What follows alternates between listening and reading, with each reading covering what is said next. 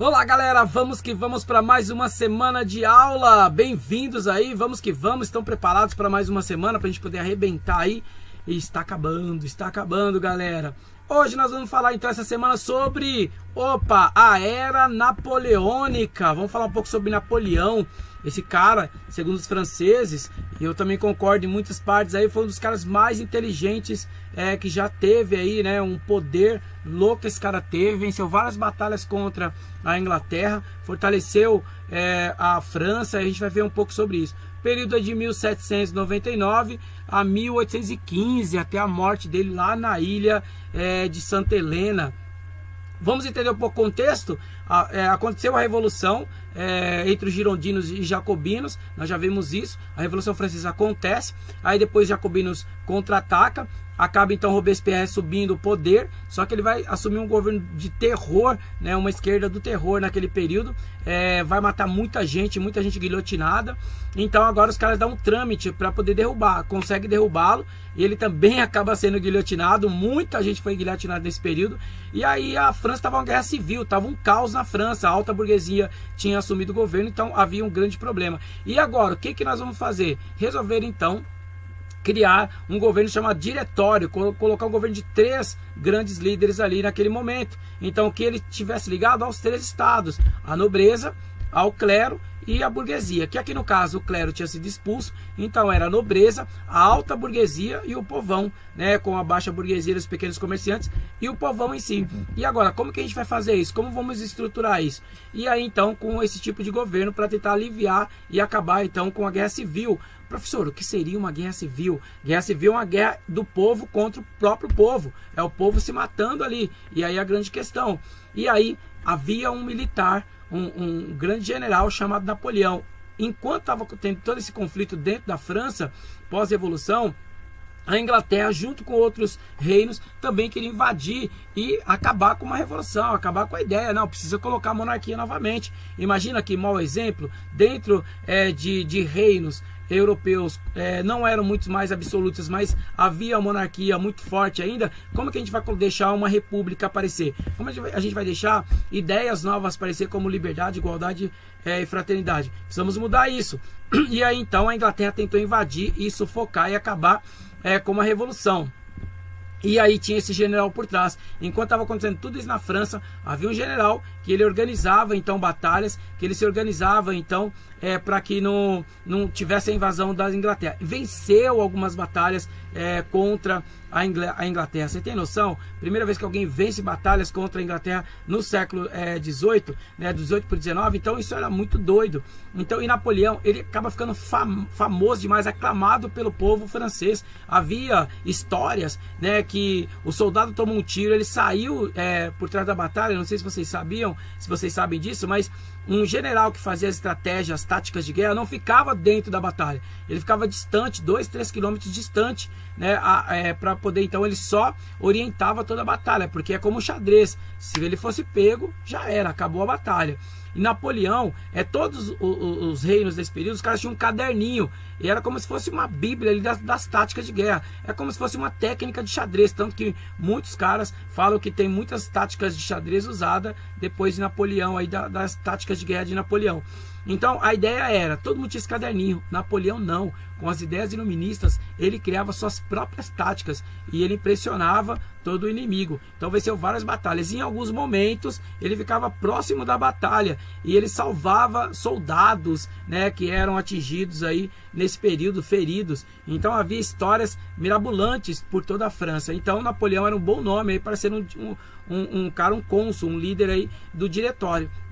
E aí então foi justamente o que aconteceu. Essa liderança, a elite francesa, fala, mano, vamos convidar Napoleão para colocar ele no poder. E Napoleão então ele entra, ele acaba então sendo um cônsul, ou seja, um líder aí do diretório, um dos 3 do diretório.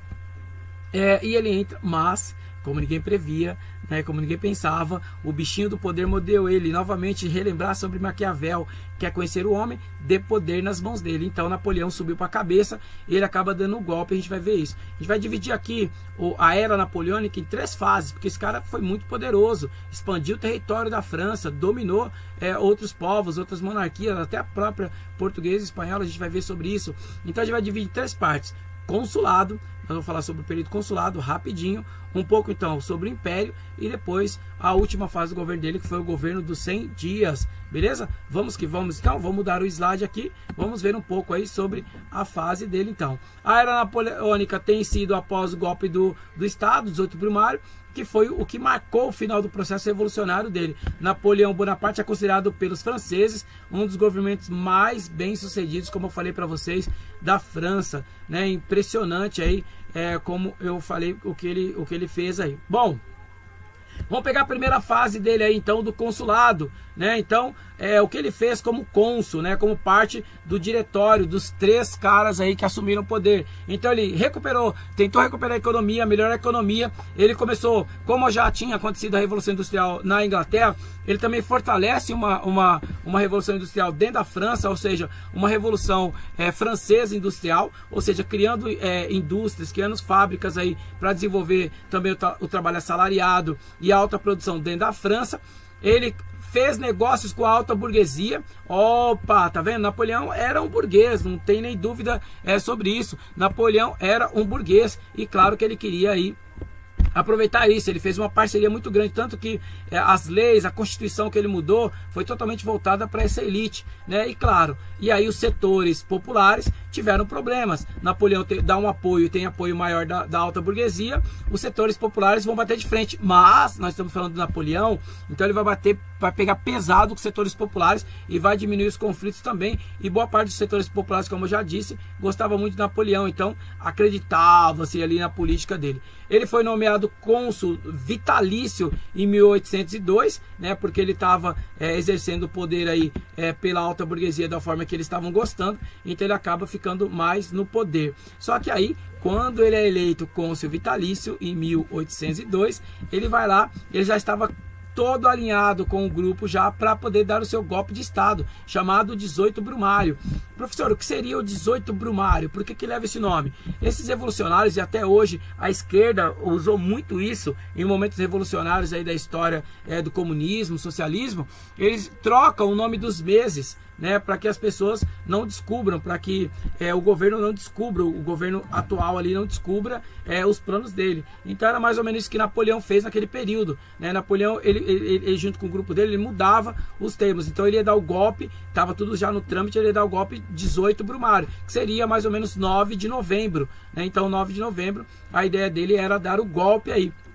E ele deu o golpe. E aí, como a Igreja Católica tinha sido expulsa, e essa imagem faz uma referência aí, se ele está coroando a esposa dele, mas olha a cara do Papa no centro, aí no meio, com um gorrinho aí, que eu esqueci o nome desse gorrinho agora, que é um gorrinho judeu, vermelhinho aí, né? Olha o que ele vai fazer. Ele vai convidar, ninguém podia, ele queria ser um imperador, ou seja, o que é um imperador? Ele queria ser um rei, mas ele não podia ser um rei porque ele não tinha sangue nobre, né? Então ele vai ser um imperador, só que ele precisava de alguém para coroar. Ele faz um trato com o Papa. Papa, você vai me coroar. Se você me coroar, eu permito com que a Igreja Católica volte para dentro da França e fortaleça de novo politicamente. E aí ele convida você está vendo todo o clero aí, ó, todo o clero da Igreja Católica aí situado na imagem, e então o Papa vai coroar ele. Só que aí os historiadores dizem que ele tomou a coroa da mão do Papa, ou seja, mostrando, ó, você não vai ter poder, a igreja não vai ter poder sobre o meu governo, vou permitir você entrar, mas não vai ter poder, e ele se autocoroou. E aí depois ele pega a coroa e coroa a esposa.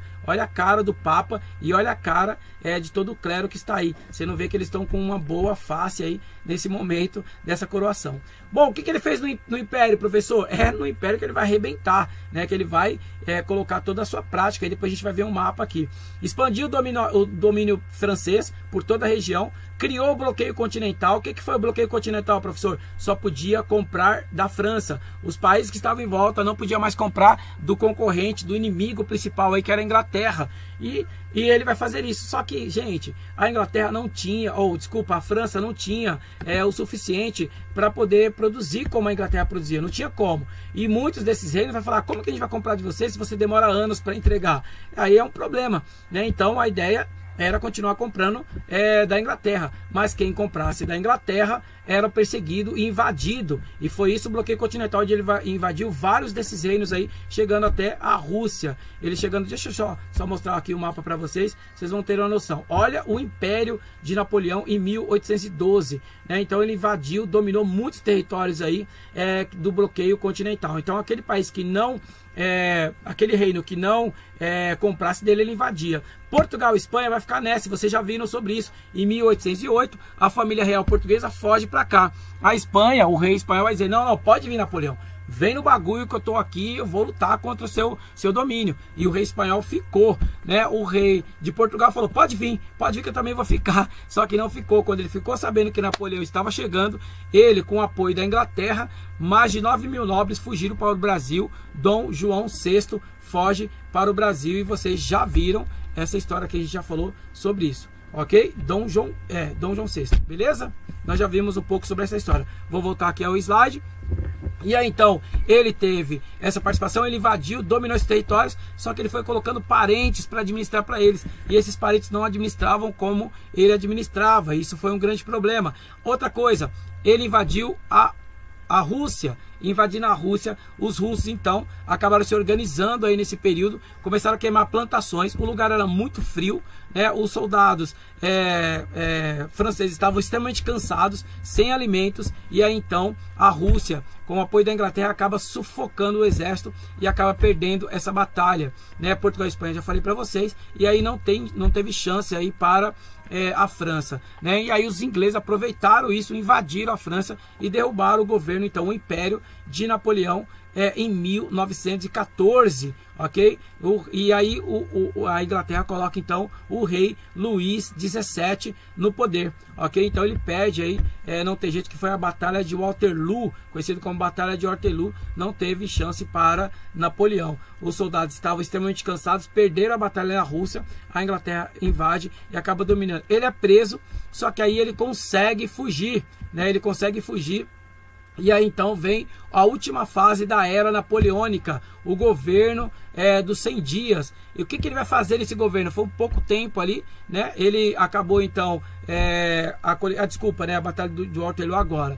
A coligação militar da Europa, ele conseguiu fazer umas ligações militares aí, reorganizou e derrotaram definitivamente, houve essa coligação, ele não conseguiu governar como ele queria, né? E aí na batalha de Waterloo em 1815, não tem jeito, eu troquei aí, desculpa, ele acabou então perdendo essa batalha, não tem mais condição de Napoleão ficar no poder. A Inglaterra reorganiza tudo, derrota definitivamente Napoleão, agora com apoio de todos os reinos, e não tem como. Mas não continua reinado, agora a França também vai começar a passar por uma nova forma de governo aí, já com as características de república e do liberalismo e também do iluminismo, né? Então toda essa luta, esses assassinatos, essas mortes do povo francês também se deu aí, derrubando uma monarquia.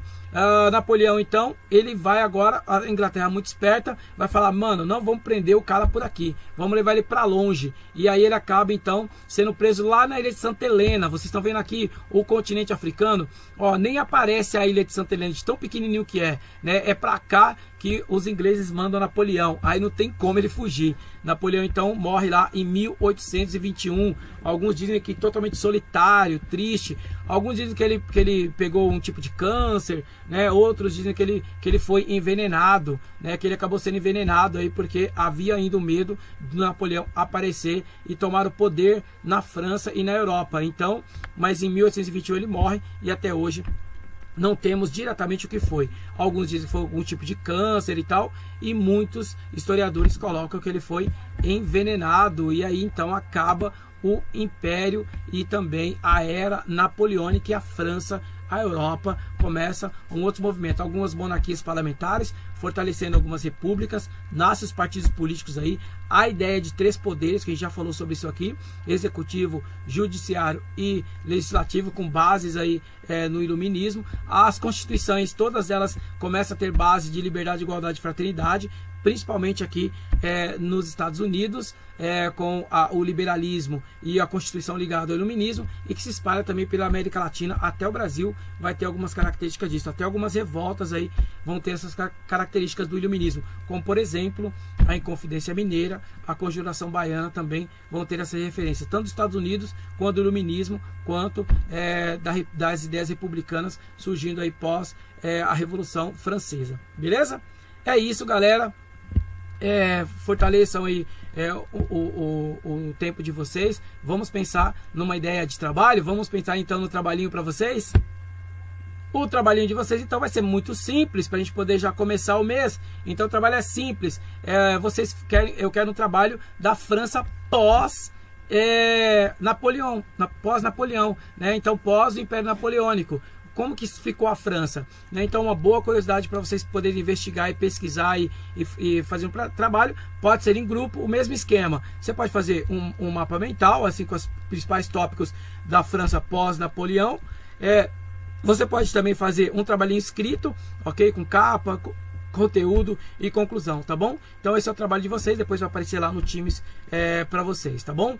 Então o trabalho da França pós-napoleônica, o que aconteceu com a França, como a França ficou pós-Napoleão, beleza? Você pode até linkar até os dias atuais, caso você queira, beleza? É isso, bons ventos, boa semana para vocês e vamos que vamos nos falando aí, até mais, galera!